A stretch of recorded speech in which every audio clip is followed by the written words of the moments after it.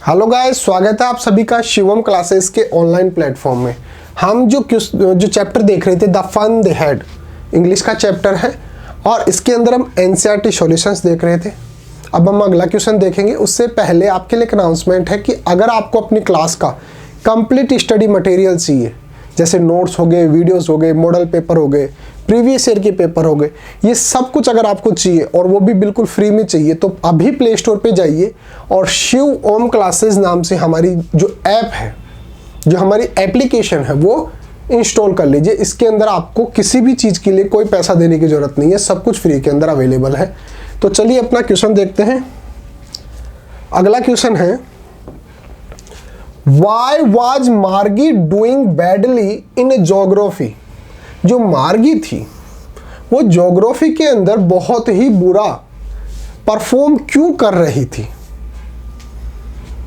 What did the county inspector do to help her. और जो county inspector था उसने उसकी मदद किस प्रकार से की।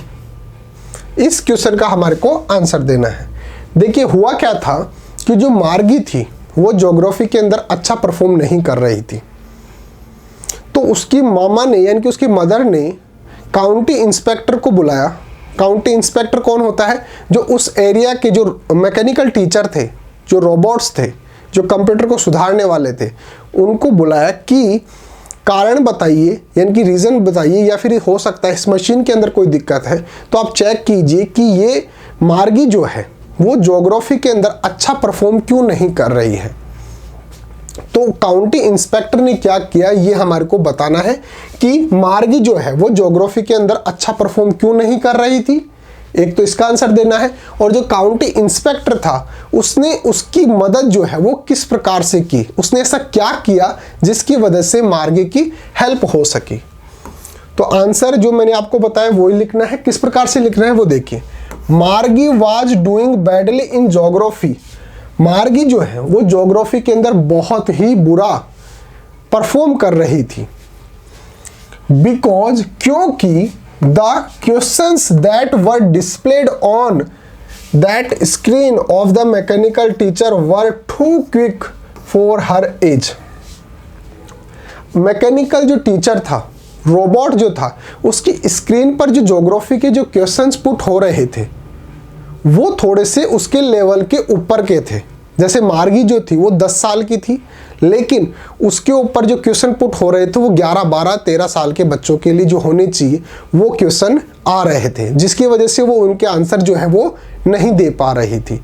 तो जो मैकेनिकल टीचर था वो थोड़ा सा फास्ट था। Because the questions that were displayed on the screen of the mechanical teacher, तो उसके जो स्क्रीन पर, मैकेनिकल टीचर की स्क्रीन पर जो क्वेश्चन डिस्प्ले हो रहे थे were too quick for her age, वो उसकी उम्र के हिसाब से थोड़े से तेज थे, थोड़े से फास्ट थे। The county inspector slowed its speed. तो काउंटी इंस्पेक्टर ने क्या किया, जो मैकेनिकल टीचर था उसकी स्पीड को थोड़ा सा कम कर दिया to an average 10 years level. उसने उसकी स्पीड को कम करके और एक 10 साल के बच्चे के लिए जो क्वेश्चंस होने चाहिए कि भाई 10 साल के बच्चे के लिए कौन से क्वेश्चन पूछे जाने चाहिए, उस लेवल पे उस मैकेनिकल टीचर को ले आया। So that Margi would be able to perform satisfactorily. तो इसका मतलब कि भाई जो मार्गी जो है वो अच्छा परफॉर्म कर सके, किसके अंदर, ज्योग्राफी के अंदर भी। तो ये सीधा सा क्वेश्चन था, आपको इस प्रकार से इसका आंसर लिखना है। तो क्वेश्चन था हमारे पास, व्हाई वाज मार्गी डूइंग बैडली इन ज्योग्राफी। जो मार्गी थी वो ज्योग्राफी के अंदर अच्छा परफॉर्म नहीं कर रही थी। क्यों नहीं कर रही थी? What did the county inspector do to help her. और जो काउंटी इंस्पेक्टर था उसने उसकी इस जो मदद थी वो किस प्रकार से की। तो आप लिखेंगे Margie was doing badly in geography because the questions that were displayed on the screen of the mechanical teacher were too quick for her age. वो उसकी एज के हिसाब से थोड़े से फास्ट चल रहे थे। जैसे मान लो कि वो 10 साल की थी, तो जो क्वेश्चंस पुट हो रहे थे वो 12 साल 13 साल के बच्चे के लिए जो होने चाहिए वो क्वेश्चंस पुट हो रहे थे। अब उनका आंसर वो देने के अंदर कैपेबल नहीं थी, जिसकी वजह से ज्योग्राफी के अंदर जो है उसके अच्छे मार्क्स नहीं आ पा रहे थे। The county inspector slowed its speed, तो उसने क्या किया, जो रोबोट था, जो मैकेनिकल टीचर था, उसकी स्पीड को थोड़ा सा कम करके और उस लेवल पे आ गया कि 10 साल के बच्चे को क्या क्वेश्चन पूछे जाने चाहिए, 10 year level, so that the Margi would be able to perform सेटिस्फैक्टरीली।